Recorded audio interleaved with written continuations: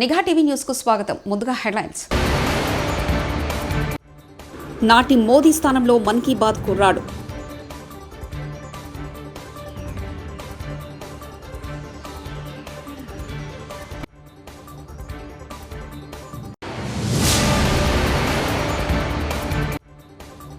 CM Revanth పై తీవ్రస్థాయిలో విరుచుకుపడ్డ హరీష్ రావు.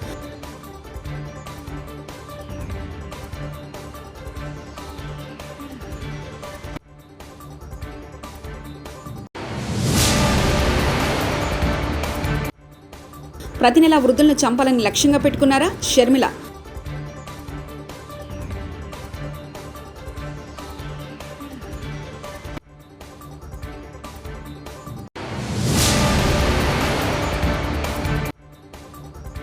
తిరుమలలో వడగళ్ల వాన.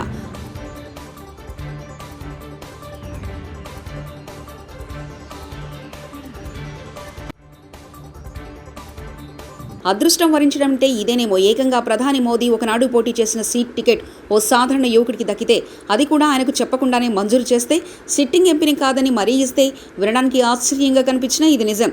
గుజరాత్లోని వడోదర స్థానంలో బీజేపీ ఈసారి ప్రయోగం చేసింది. ఈ స్థానంలో 33 ఏళ్ల హేమంత్ జోషి అనే కుర్రాడిని నిలిపింది. रविंद्रनाथ टैगोर जी की जन्म जयंती पर यहाँ आया था और बंगाल में आकर के मैंने सामाजिक सुरक्षा की योजना लॉन्च की थी. 90 पैसे में इंश्योरेंस, ये योजना लॉन्च की थी मैंने, और आज देश के करोड़ों गरीबों को इसका लाभ हो रहा है. मैं बोलपुर के इस मंच से गुरुदेव के चरणों में प्रणाम करता हूं, उन्हें श्रद्धापूर्वक नमन करता हूं. मैं जब भी बंगाल आता हूं, कई सवाल मेरे मन में चलते हैं. आज जो पश्चिम बंगाल की स्थिति है, क्या ऐसी ही बंगाल की कल्पना हमारे पूर्वजों ने की थी? बीते अनेक दशकों में जैसी खूनी राजनीति, भ्रष्ट राजनीति यहां चली है, वो देखकर हमारे पूर्वज क्या सोचते होंगे. गुरुदेव की इस धरती पर टीएमसी ने असामाजिक तत्वों को लोगों का शोषण करने की खुली छूट दे रखी है. गांवों पर टीएमसी का कब्जा, अस्पतालों पर टीएमसी का कब्जा, थानों पर टीएमसी का कब्जा, खदानों पर टीएमसी का कब्जा. ऐसे कोई पॉलिटिकल पार्टी जो ऐसे गिरोह की तरह काम करती है क्या? माफिया चलाती है क्या? ये संदेश खाली में बहनों के साथ जो कुछ भी हुआ वो ऐसे ही माफिया राज का परिणाम है. ऐसे न जाने कितने संदेश खाली यहां अभी भी दबे पड़े हैं.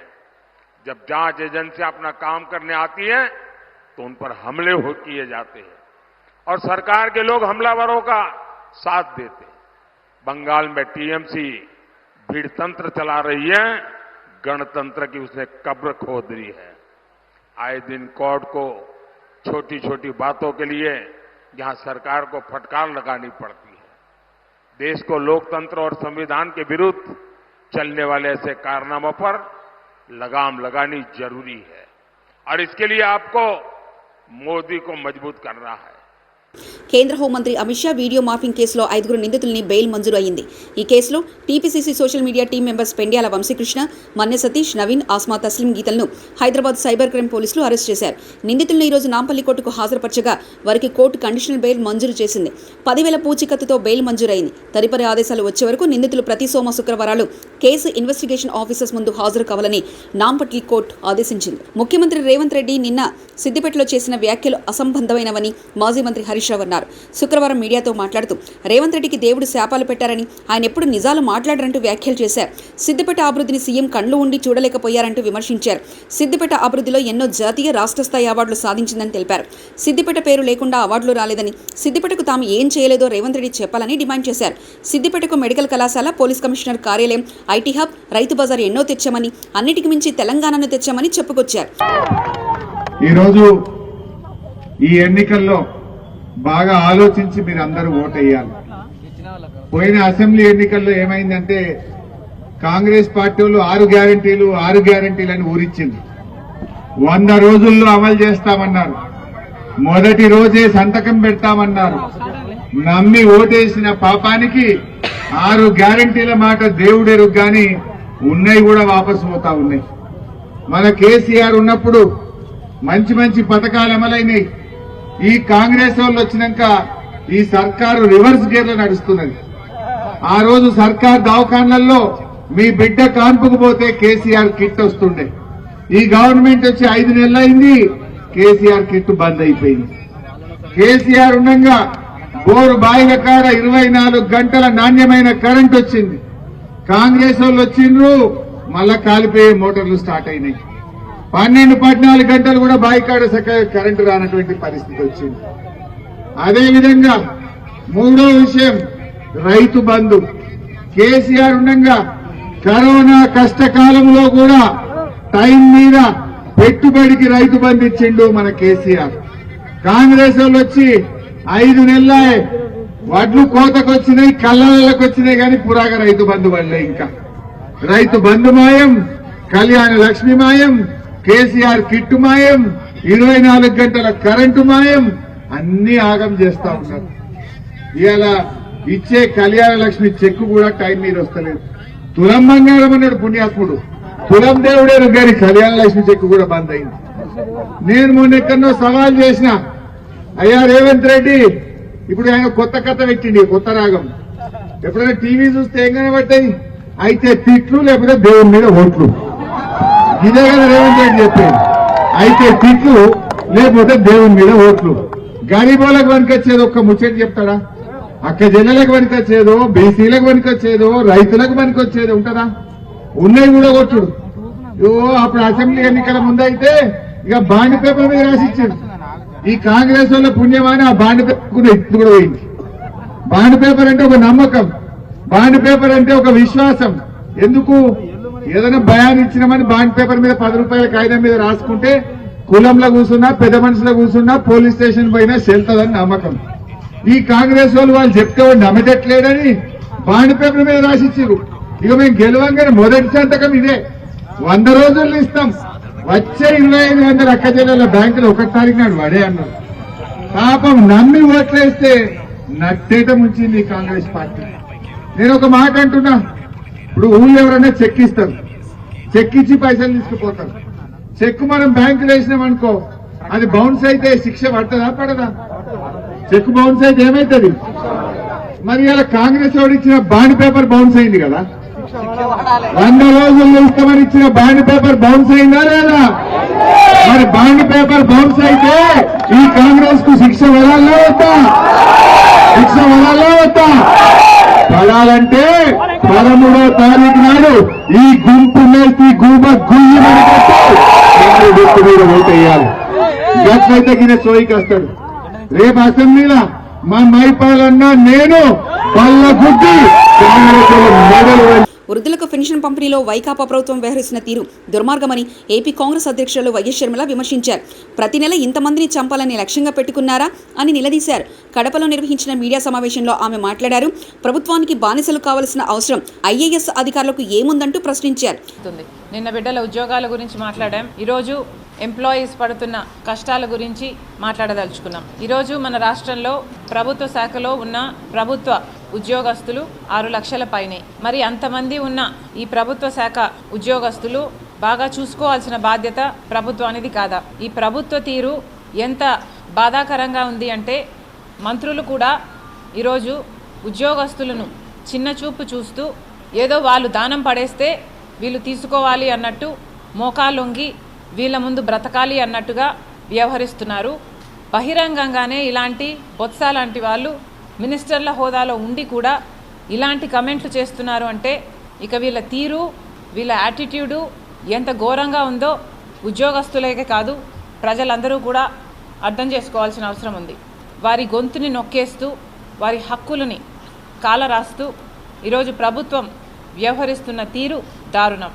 ఇన్ని సంవత్సరాలుగా జగన్మోహన్ రెడ్డి గారు అమలు చేస్తానని చెప్పి కూడా ఇన్ని సంవత్సరాలుగా వాళ్ళు మాకు సిపిఎస్ వద్దు, మాకు ఓపీఎస్ఏ కావాలి అని వాళ్ళు ఇంతగా అడుగుతున్నా, వాస్తవానికి కొట్లాడుతున్నా, పదే పదే ఈ అంశాన్ని లేవనెత్తుతున్నా ప్రభుత్వం మొండి వైఖరి వల్ల ఈ రోజు వరకు వాళ్ళను తిప్పించుకుంటున్నారు తప్పితే వాళ్ళ మొర వినింది లేదు, ఆలకించింది లేదు.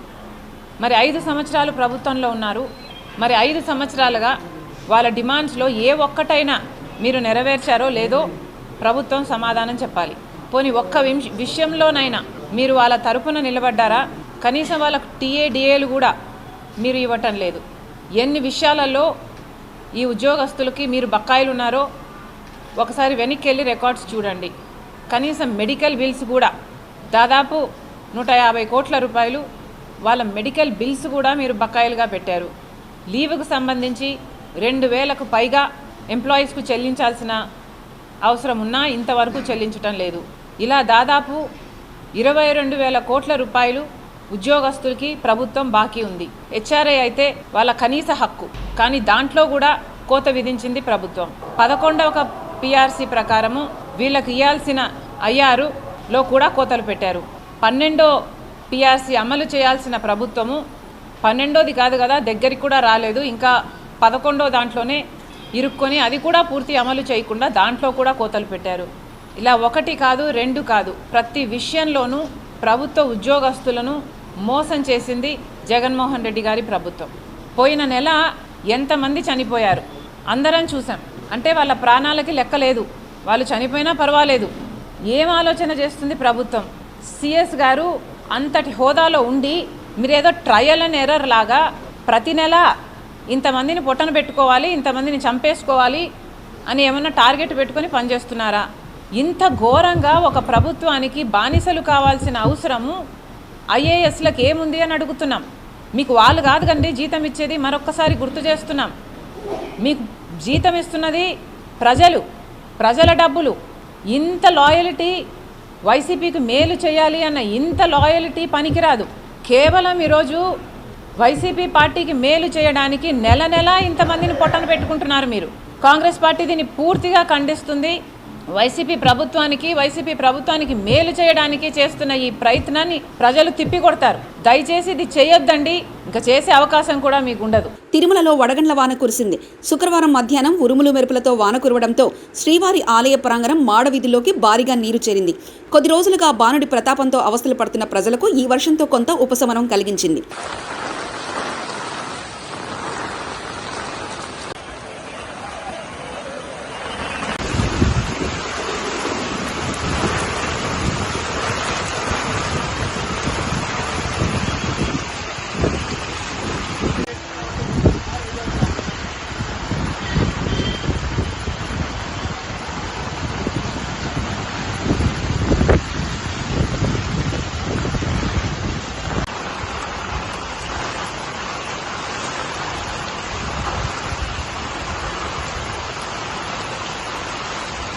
హైదరాబాద్ సమీపంలో తురకయంజల్లో పద్మశ్రీ అవార్డు గ్రహీత కిన్నెర వాయిద్య కళాకారుడు దర్శనం మొగలయ్య ఓ నిర్మాణ స్థలంలో కూలీగా పనిచేస్తూ కనిపించారు. మండుటెండలో రోజువారీ కూలీగా మరి దుర్భరమైన పరిస్థితుల్లో ఆయన పనిచేస్తున్న వీడియో ఇప్పుడు సోషల్ మీడియాలో వైరల్గా మారింది. దీంతో మొగలయ్యకు వచ్చిన కష్టం పైన, మన దేశంలో పద్మశ్రీ అవార్డు గ్రహీతలకు ఉండే ప్రాధాన్యత పైన చర్చ జరుగుతుంది. వరంగల్, ఖమ్మం, నల్గొండ పట్టభద్రుల ఎమ్మెల్సీ అభ్యర్థి తీర్మాన మల్లన్న నామినేషన్ కార్యక్రమంలో నకరికల్ ఎమ్మెల్యే వేముల వీరేశం పాల్గొన్నారు. నామినేషన్ సందర్భంగా కాంగ్రెస్ నాయకులు భారీ ర్యాలీగా బయలుదేరారు. ఎమ్మెల్యేలు వీరేశం, బీర్ల ఐలయ్య మరియు జిల్లాల నాయకులు, కార్యకర్తలు పాల్గొన్నారు.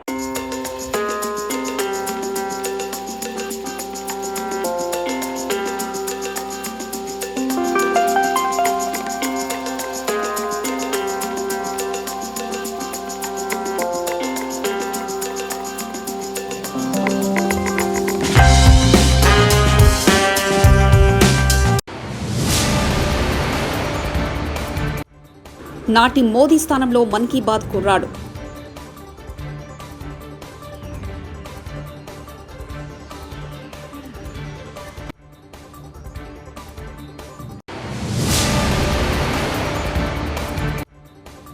సీఎం రేవంత్ పై తీవ్రస్థాయిలో విరుచుకుపడ్డ హరీష్ రావు.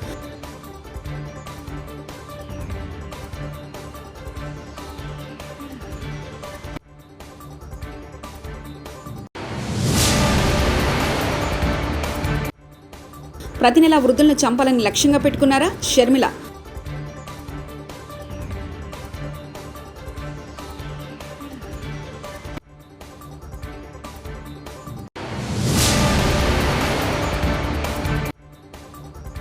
తిరుమలలో వడగళ్ల వాన.